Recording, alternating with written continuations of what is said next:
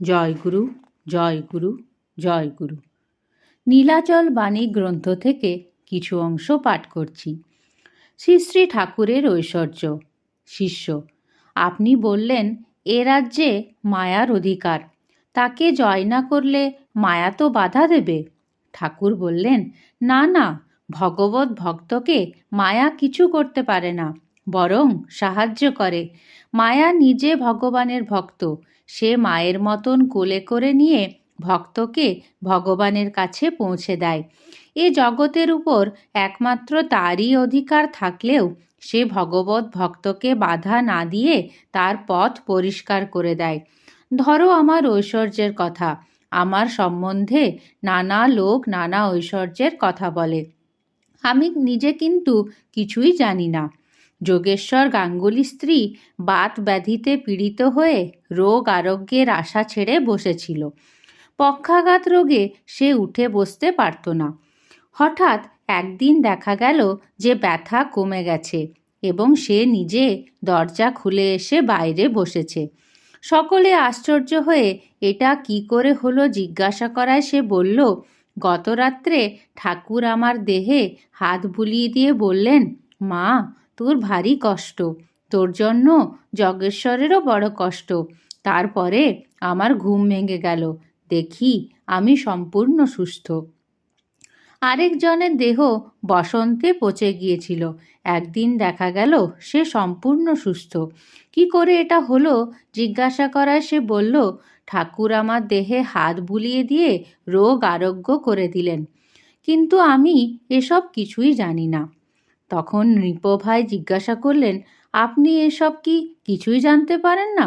শ্রী শ্রী ঠাকুর হাসি মুখে বললেন, শক্তি একটি, শক্তি ও শক্তিমান অভেদ। অভেদ হলেও শক্তির দ্বারাই সব কাজ হয়। ধরো মহাদেব, তিনি নিজে বিহ্বল পাগল, কিন্তু তার শক্তি সব কাজ করেন। শক্তিমানকে আশ্রয় করে শক্তির বিকাশ হয়, তাই শক্তিকে শিবের উপর দাঁড় করানো হয়েছে। তত্ত্বত উভয়ই এক, লোককে বোঝানোর জন্য ভিন্ন ভিন্ন করে দেখানো হয় এই মাত্র। যেমন পৃথিবী গোল, ছোট ছেলেকে বোঝানোর জন্য তাকে দুই ভাগ করে দেখানো হয়, তেমনি শক্তিকে বোঝাতে গিয়ে শিব ও শক্তির বিভেদ দেখানো হয়েছে, নতুবা উভয় এক। গুরুর শক্তি ব্যষ্টিগত, কিন্তু ভগবানের শক্তি সমষ্টিগত। গুরু এক মুহূর্তে ইচ্ছা করলে কেবল তার অনুগত শিষ্য ভক্তদের উন্নতি সাধন করতে পারেন, আর ভগবান ইচ্ছা করলে এক মুহূর্তে সমগ্র পুরী শহরের লোকের উন্নতি সাধন করতে পারেন। গুরুর এ শক্তি থাকলেও তিনি ভক্তদের উপর ছাড়া অন্যদের উপর তা প্রয়োগ করেন না। তাই গুরু তার ভক্তদের ভগবান। গুরুই কেবল মুক্তিদাতা। গুরু ছাড়া মুক্তি দেবার ক্ষমতা ভগবানের নাই। ভগবান সুখ সমৃদ্ধি দিতে পারেন, কিন্তু মুক্তি দেবার ক্ষমতা তার নাই। ভুক্তি ও মুক্তি দুই দিতে পারেন বলে গুরু ভগবানের চেয়েও বড়। 12-10-1934 শুক্রবার। কেবল শিষ্য হলে মুক্তি লাভ হয় না, গুরুর প্রতি প্রগাঢ় অনুরাগী মুক্তির কারণ। দুর্গাচরণ দা জিজ্ঞাসা করলেন, ঠাকুর, কেউ হয়তো নিজের ঘরে বসে গুরুকে স্মরণ করছে, গুরু কি তা জানতে পারবেন? যদি জানতে পারেন, তাহলে এজন্য তার স্থূল শরীরে কিছু কষ্ট বা হানি হবে কি? শ্রী শ্রী ঠাকুর উত্তর দিলেন, কষ্ট তো নিশ্চয় হবে, কারণ শিষ্যের চিন্তা গুরুর হৃদয়ে স্পন্দিত হওয়া মাত্র গুরুর মন উদ্বিগ্ন হয়ে উঠবে। ধরো একজন শিষ্য খুব বিপদে পড়ে গুরুকে চিন্তা করছে, তা তৎক্ষণাৎ গুরুর হৃদয় স্পর্শ করবে। শিষ্যের ডাক শোনা মাত্র তার মন চঞ্চল হয়ে উঠবে। তারপরে গুরু চিন্তা করে জানতে পারবেন যে কার কি হয়েছে। তার প্রতিকার না করা পর্যন্ত গুরুকে উদ্বেগ ভোগ করতে হবে। এই জন্য গুরুর স্থূল শরীরে হানিও হয়, কিন্তু গুরু যদি জীবনমুক্ত হন, তাহলে শিষ্যের চিন্তা তাকে স্পর্শ করা মাত্র আপনিই তার প্রতিকার হয়ে যাবে, তিনি নির্লিপ্ত থাকবেন। তবে সকলের চিন্তা গুরুর কাছে পৌঁছায় না। উগ্র চিন্তা হলে তা শীঘ্র পৌঁছাতে পারে, আর সব শিষ্য গুরুকে চিনতে পারে না। যখন সব শিষ্য গুরুকে চিনতে পারবে, তখন গুরু স্থূল শরীর ধারণ করে থাকতে পারবেন না। এ সম্বন্ধে একটি গল্প আছে। গল্পটি মুসলমান ধর্মশাস্ত্রের হলেও হিন্দু ভাবের সঙ্গে তার সামঞ্জস্য আছে বলে সেটি আর্যদর্পণে প্রকাশিত হয়েছিল। এই বলে ঠাকুর গল্পটি বলতে লাগলেন। আরব দেশের একজন বাদশাহের রাজধানীতে হঠাৎ একদিন এক দরবেশের আবির্ভাব ঘটল।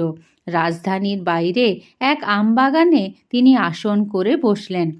কেউ কখনো তাকে কিছু খেতে দেখে না।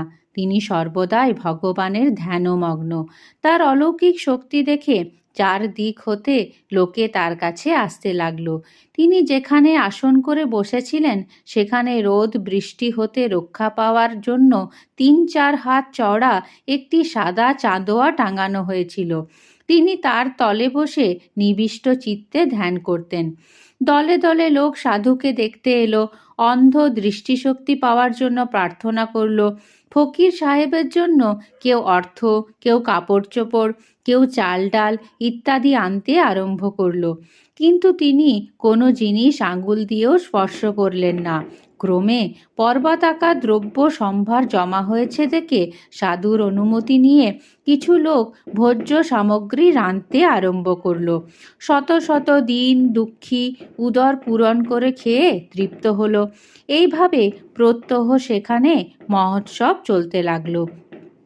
কিছু রোগী আরোগ্য হলো, আবার কিছু বা হলো না। কিন্তু এসব অনুসন্ধান না নিয়েই লোকে হুজুগে মেতে উঠল।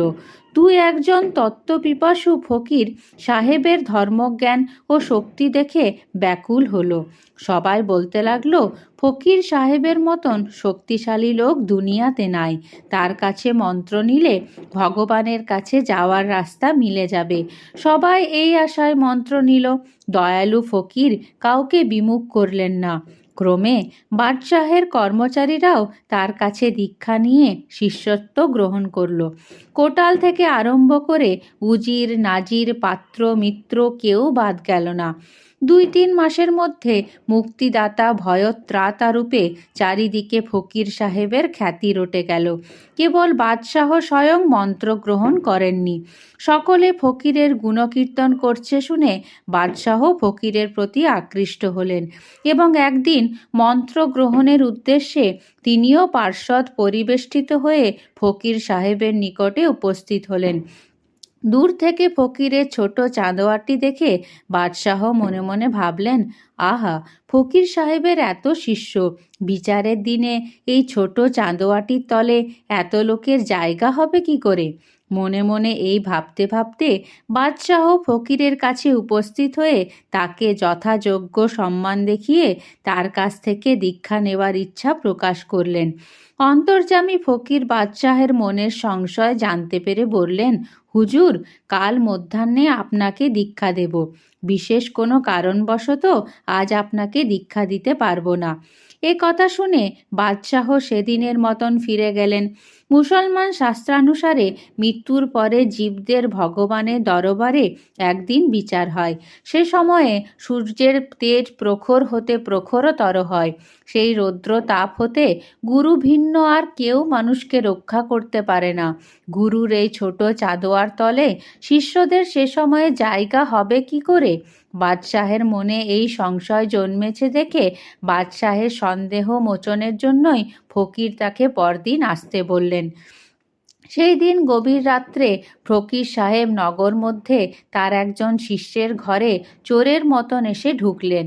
তারপর ঘরের জিনিসপত্র এখানে সেখানে ছোড়াছুড়ি করতে লাগলেন। শব্দ শুনে গৃহস্বামী জেগে উঠে বুঝতে পারল ঘরে চোর ঢুকেছে। যে ঘরে চোর ঢুকেছিল সেই ঘরের দরজা বন্ধ করে সে চোর চোর বলে হাঁক ডাক করতে লাগলো। 2-4 জন প্রতিবেশী এসে পড়ার পর ঘরের কপাট খুলে সকলে দেখল তাদের গুরুই চুরি করবার জন্য ঘরে ঢুকেছেন। ফকির সাহেব হাতে নাতে চোর বলে ধরা পড়ে গেলেন। পরদিন শহরময় এ সংবাদ রাষ্ট্র হয়ে গেল। কোটালও ফকির সাহেবের শিষ্য। সে ব্যাপার দেখে শুনে আগে অগ্নিশর্মা হলো এবং এতদিন ধরে লোকের চোখে ধুলো দিয়ে তুমি ফকির সেজে বসে আছো বলে তিরস্কার করে ফকির সাহেবের 2 হাত বেঁধে ধাক্কা মারতে আটতে তাকে রাজ কাছারিতে নিয়ে গেল। ফকির সাহেবের প্রতি লোকেদের যে ভক্তি হয়েছিল, মুহূর্তের মধ্যে তা কোথায় উড়ে গেল। সকলেই তাকে চোর মনে করে গাল দিতে লাগলো এবং নিজেদের নির্বুদ্ধিতার জন্য নিজেদেরই ধিক্কার দিতে লাগলো। ফকির সাহেব নীরবে সব সহ্য করে গেলেন। ক্রমে স্থির হলো যে স্বয়ং বাদশাহের কাছে এ চোরকে পাঠানো হবে। এ সংবাদ পেয়ে শহরের বহু লোক তামাশা দেখবার জন্য সেখানে উপস্থিত। এদিকে কোটাল যখন চোরকে বিচারালয়ে নেবার উপক্রম করল, তখনই এক বৃদ্ধ এবং একটি বৃদ্ধা এসে কাঁদতে কাঁদতে বলল, ইনি আমাদের গুরুদেব, চোর নন। কিন্তু তাদের কাতর ক্রন্দনে কেউ কর্ণপাত করল না। বাদশাহ একথা শুনে একেবারে অবাক হয়ে গেলেন। তিনি কোটালকে ফকির সাহেবের বন্ধন খুলে দিতে আদেশ করে বুড়া বুড়িকে তাদের ব্যাকুলতার কারণ কি তা জিজ্ঞাসা করলেন। তখন উপরুক্ত দুইজন বাদশাহকে বলল, হুজুর, ইনি আমাদের গুরু, চোর নন। তারা বলতে লাগলো, প্রতিদিন ফকির সাহেবের আসনে হাজার হাজার লোক যে অর্থ আহার্য সামগ্রী প্রদান করত, তিনি তার কদর্পক মাত্র গ্রহণ না করে গরিব দুঃখীকে সেসব বিলিয়ে দিতেন। সুতরাং তার পক্ষে এভাবে চুরি করা কখনোই সম্ভব নয়। তাদের কথা শেষ হতেই ফকির সাহেব বললেন, হুজুর, শেষ বিচারের দিনে আমার এই ছোট চাঁদোয়ার তলে আমারও আমার এই দুইজন শিষ্যের জায়গা হবে নাকি? গতকাল আপনি যখন দীক্ষা নিতে এসেছিলেন, তখন আপনার মনে এই নিয়ে সংশয় জেগেছিল। তা দূর করবার জন্যই আমি অভিনয় করেছি। আমার সাধুতায় এখনও যদি আপনার বিশ্বাস থেকে থাকে, তাহলে আমি এবার আপনাকে মন্ত্র দিতে প্রস্তুত। বাদশাহ ফকিরকে অন্তর্যামী বলে বুঝতে পেরে সঙ্গে সঙ্গে সিংহাসন থেকে নেমে এসে তার চরণ তলে পড়লেন। ফকির সাহেব তার গায়ে হাত বুলিয়ে বললেন, বৎস, কেবল শিষ্য হলে মুক্তি লাভ হয় না, কায় মনোবাক্যে গুরুর প্রতি বিশ্বাস ও ভক্তিপরায়ণ হওয়া চাই। দেহ মন প্রাণ তার চরণে সমর্পণ করা উচিত, তবে না দীননাথের দয়া হবে। দেখলে তো, এই কোটাল আমার শিষ্য হয়েও আমাকে বেঁধে আনতে দ্বিধাবোধ করল না। যারা হুজুগে পড়ে নাম যশ শুনে কারো শিষ্য হয়, তাদের দশা এই কোটালের মতন হয়। শত শত শিষ্য থাকলেও এই দুজন ছাড়া কেউ আমার পক্ষ সমর্থন করেনি। গুরুর প্রতি প্রগাঢ় অনুরাগী মুক্তির কারণ বলে জানবে। জয় গুরু, জয় গুরু, জয় গুরু।